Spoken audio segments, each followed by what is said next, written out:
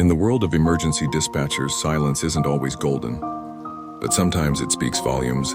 Let me tell you about a 911 call that changed everything, where what wasn't said meant more than what was.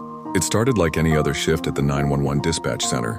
The line rings and the operator answers with her usual, "911, what's your emergency?"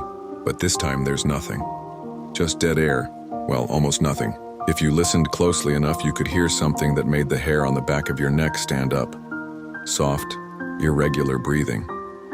Most operators are trained to hang up on silent calls after a certain point, but this operator, something in her gut told her to stay on. 20 seconds passed, 30. Then barely audible, like a leaf brushing against glass, came two words that changed everything.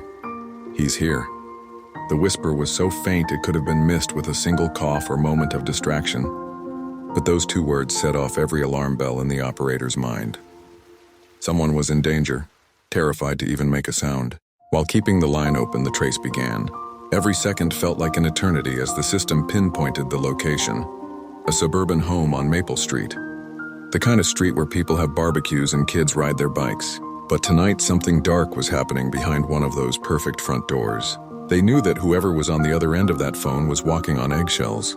Inside that house, a woman was huddled in a corner, clutching her phone like a lifeline.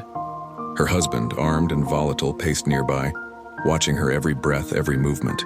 One wrong move, one sound, and, well, she couldn't risk it. But she did something incredibly brave.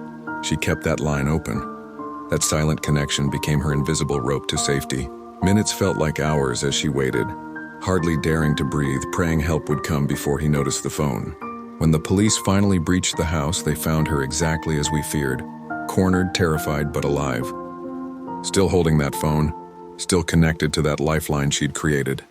Her husband was taken into custody on the spot, his plans for violence interrupted by a call that never really happened. You know what's remarkable about this story?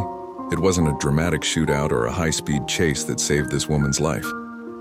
It was silence, it was breathing. It was two whispered words and an operator who trusted her instincts. Sometimes the biggest cries for help come in the quietest packages. This call changed how emergency services view silent calls forever. Because now we know, sometimes the most desperate calls for help are the ones where nobody speaks at all.